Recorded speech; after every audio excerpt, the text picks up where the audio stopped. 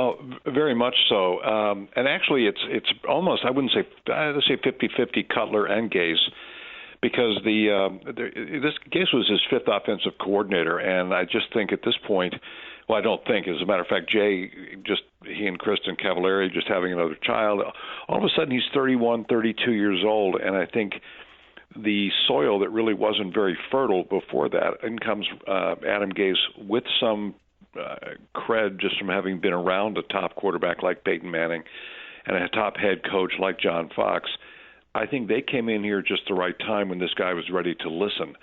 So, I think everyone's always known the physical skills were always there, but not the mental. And what Gase did was simplify the decision-making process for Jay, made a lot of calls around the league before they even decided they really wanted to stay with him, and learn some things about him. And what that tells me is that Gase is a really conscientious, I won't say deep thinker, but somebody who really looks into things before he acts. And I think that ultimately that's what you want in a head coach, even if he's only 37 at this point. I was going to say, his age is something that would stick out to some people and wonder, has he gone through enough to be given a organization, to be the head man, to be the guy in charge of everything?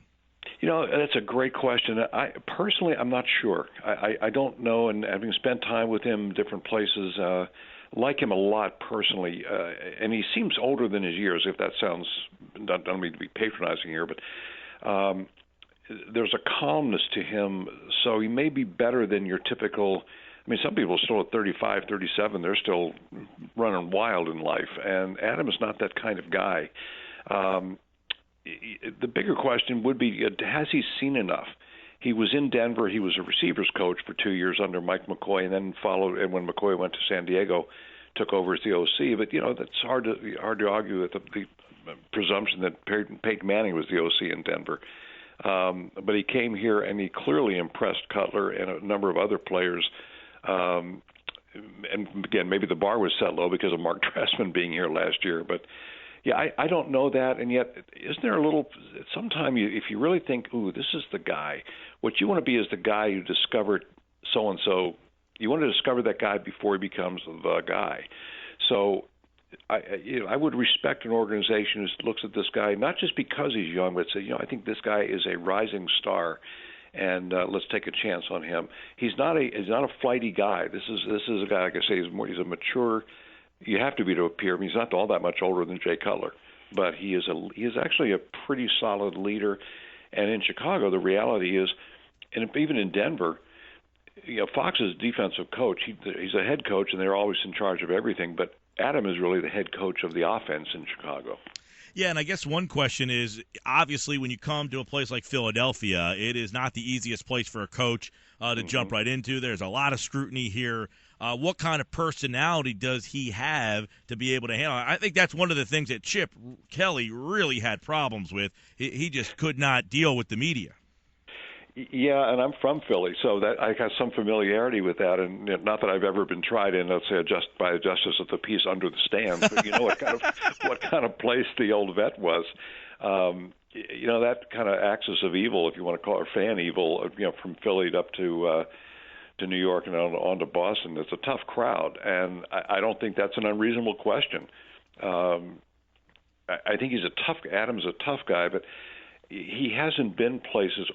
Fox had come from New York, and I remember when he first got hired, people saying, "Well, this is Chicago. You're not used to this kind of market.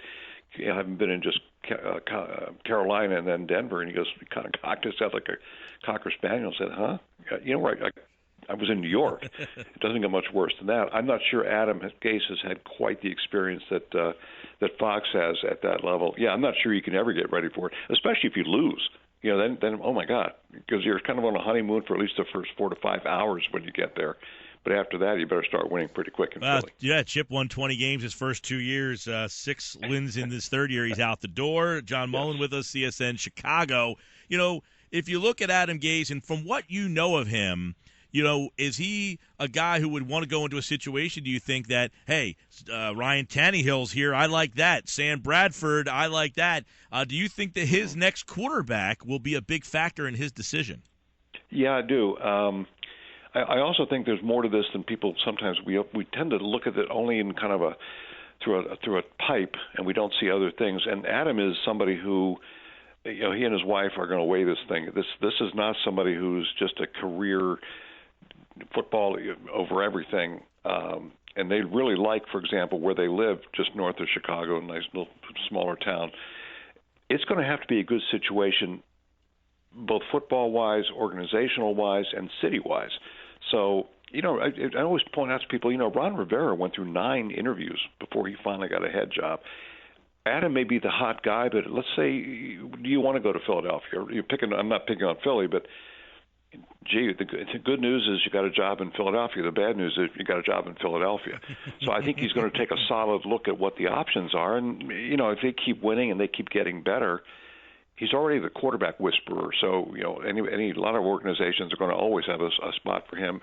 And as long as he doesn't handle it, with some sort of cavalier attitude, or certainly won't do, if he decides, I want to win something in Chicago, that will play well in Chicago, and I think will not burn any bridges around the league with him. Interesting. Do you think he was disappointed he didn't get hired last year during this process?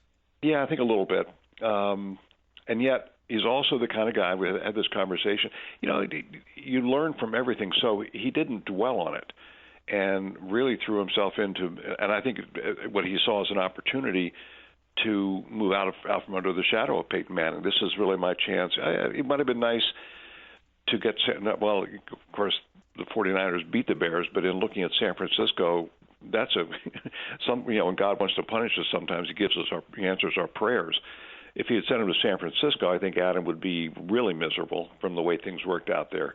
And in Chicago, I'm not sure he would have been ready to run the Bears the way John Fox has. So, some disappointment. I guess, if we ultimately, depending on our line of work or levels and so forth, we want to advance, to take on new challenges or prove things and that sort of thing.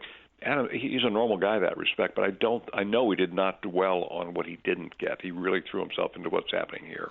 Well, should be an interesting candidate. There's a lot of mixed reviews, I guess, now. Some say that he'll be back this weekend. Others saying that's not happening. He's in Miami now, I guess. And as it sounds, John, like you're explaining, that he's going to be patient with this. He's not going to just make a knee-jerk decision. Yeah, and the honest reality, sometimes we forget and just pull the camera back. The reason why these jobs are opening is because the teams are terrible. Something's really wrong there. So you're spot on. He's not going to be, I just got to get myself, I want to get a hot new head coaching job, because he gets in the wrong situation and then he becomes like Bill Belichick in Cleveland or something like that. It just doesn't work out. Yeah. So, like I said, he's got a young family. He's not somebody who wants to uproot them just for a promotion. So it is really a holistic situation for him. In fact, mentioned Miami, or think of Tampa Bay all of a sudden. I thought I just heard Dirk Cutter's name kind of circulate. The Eagles were looking around to talk to him, too. I think, John, you might be a candidate for the Eagles job. Everybody has been mentioned, it seems like, for this job. But we know Adam was at least here. The Eagles sent an email verifying that, so that we can confirm. The rest of the guys we're not really sure on. But, it seemed like the way that this all went down with Chip getting let go before the season, then they interviewed Deuce. They got the Rooney Rule in there before this thing. Really, it was almost like they were trying to get someone as fast as they could, and now have kind of hit a little bit of a wall, it seems like. And I guess Gase kind of going around and interviewing with other teams may have put a little wrench in the wheel there for them. Yeah, I think it does, and nothing instills panic like something you think you want, and then somebody else decides that they might like it too, and so all of a sudden you kind of into you start double timing the process. It almost confirms, if somebody else, wait a minute, Miami, Cleveland, maybe even Tampa, whoever, New York, and Philly's looking at it, wow, we better get that guy. So they may instill some hurry up offense into this whole thing. So yeah, it's. I think they tried that already. Yeah, right. And how'd that work for you? Exactly. John Mullin, CSN Chicago, Adam Gase, really one of the biggest coordinator names on the market. We'll see if he comes back to Philly. There's a lot of some mixed reviews on that one, whether or not it's going to happen or not. John, thanks for your time. Okay, anytime.